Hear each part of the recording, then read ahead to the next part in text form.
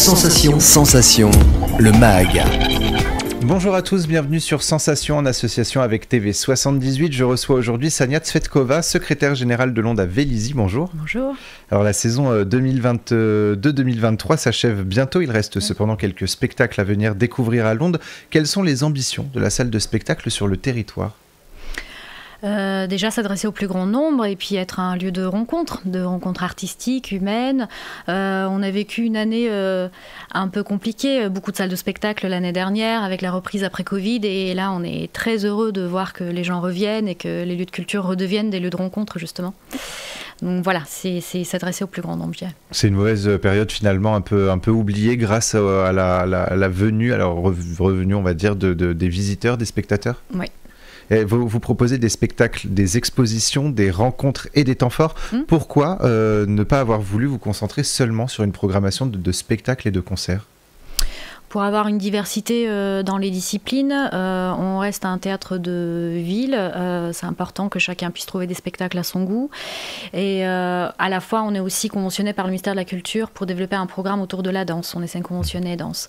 Donc on a autant de la danse que des arts plastiques, puisqu'il y a un centre d'art, que des spectacles de théâtre, du jeune public aussi, des 3 ans. Donc la diversité est très très importante. Et du 30 mai au 8 juin, vous organisez le festival Lumière. Qu'est-ce que ce festival ?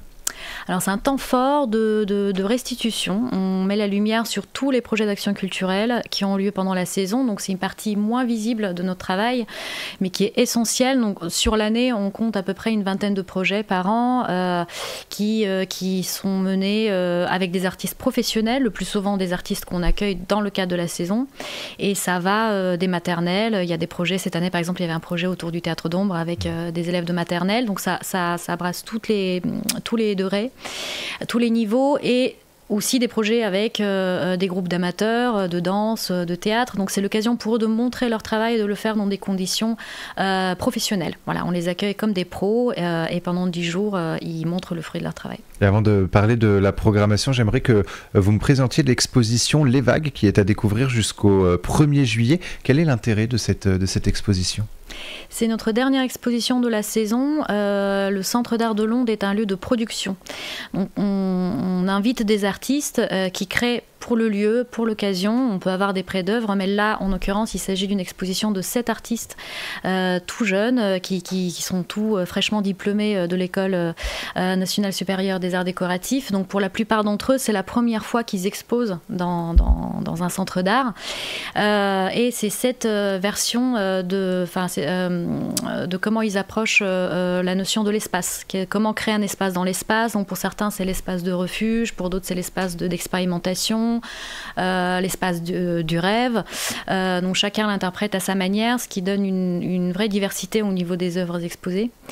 Et pour nous, ça fait partie aussi de nos missions d'accompagner ces jeunes artistes-là et de leur donner une visibilité sur une période assez conséquente, d'avril à juillet. Vous l'avez dit, c'est votre rôle finalement, c'est aussi donc d'accompagner, mais de valoriser aussi les jeunes artistes, les artistes émergents.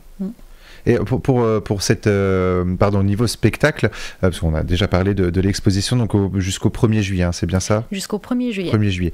Niveau spectacle, une bonne surprise attend les Yvelinois le 10 juin prochain. Vous proposez un spectacle en déambulation dans l'espace public avec Willy Dorner. Qu'est-ce que ça signifie une déambulation dans l'espace public ? Ça veut dire que le public va se balader et suivre un groupe de performeurs vêtus de survêtements très très colorés qu'on va retrouver imbriqués dans l'architecture urbaine, dans des positions un peu improbables. Willy Dorner, il crée ces figures humaines, il les imbrique vraiment dans l'architecture, et c'est des spectacles vraiment créés sur mesure à chaque fois. Il y a un casting, après il y a une petite semaine de création et ça donne vraiment des déambulations vraiment uniques.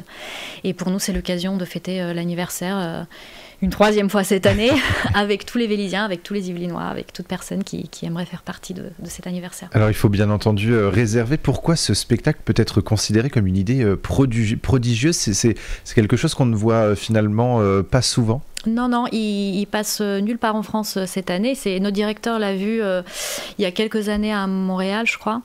Et ça fait un moment qu'il veut l'inviter. Et on s'est dit, pour les 20 ans de Londres, on cherche des rendez-vous à l'extérieur pour fêter ça avec tout le monde, gratuit, et ça met vraiment en valeur l'architecture de la ville.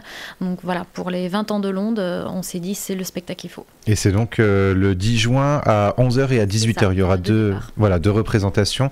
Elle sera également suivie d'un ciné-concert en partenariat avec le Ciné-Club de Vélizy. Qu'est-ce qui attend les spectateurs pour ce ciné-concert ? Eh bien, à l'issue de la deuxième déambulation, ils pourront rester avec nous sur le parvis de Londe. On fera un grand pique-nique et puis on va profiter des beaux jours pour redécouvrir Frankenstein dans sa version de 1931. Et c'est un ciné-concert. On a passé commande à Joachim Latarjet pour la musique. Donc même ceux qui connaissent le film, ça sera une redécouverte assez spéciale parce que la musique est vraiment composée pour l'occasion. Et Brody's in Urban Space et le ciné-concert, donc ça se passe le 10 juin. On poursuit avec L'origine du monde, les 15 et 16 juin. Que va raconter la pièce ? Alors, là, on est sur une proposition qui situe entre le spectacle de théâtre, une vraie fausse conférence et une vente aux enchères. En fait, Nicolas Heredia, un jour, sur une brocante, trouve une copie du tableau L'origine du monde de Gustave Courbet. Et bon, c'est une copie qui n'est pas très réussie, mais les dimensions sont exactement les mêmes que l'original. Il questionne sur le prix, ça coûte 200 €. Et là, d'un coup, il part dans une réflexion sur la valeur de l'art, la valeur de l'argent, la valeur des choses en général. Et du coup, il raconte un peu l'histoire de comment il a trouvé ce tableau-là, quelles sont les différences entre une reproduction et une copie. Et je dis vente aux enchères parce que c'est une vraie vente aux enchères. Enfin, on pourrait acheter le tableau pendant le spectacle, mais tout en sachant que si quelqu'un l'achète, le spectacle s'arrête de tourner. Donc ça sera un spectacle qui sera donné dans la galerie du Centre d'Art, pas en salle. Donc, on ne sait jamais trop ce qui est vrai, ce qui est faux. Enfin, c'est une forme assez très particulière, très ludique. C'est aussi ça le théâtre, c'est faire voyager, se faire questionner, ne plus savoir où on est finalement. Et là, il brouillait bien les frontières, ouais. Et du 21 au 24 juin, un classique revisité, Don Juan. Tout le monde connaît l'histoire de ce séducteur compulsif. C'est en tout cas comment moi je le vois. Est-ce que la pièce collera parfaitement à l'œuvre originale ? Parfaitement, je ne sais pas, parce que ça reste quand même une version moderne, mais c'est proposé par la troupe de la Comédie Française, donc qui de mieux pour présenter Molière que la Comédie Française. Nous sommes dans une version très très épurée, hein. C'est un plateau quasi nu, une espèce de ring en bois avec des miroirs tout autour et à l'intérieur les 5 personnages qui mènent la pièce. C'est des comédiens excellents, hein. Ça sera très très fidèle au texte. Et après, dans la mise en scène, ça décale un petit peu.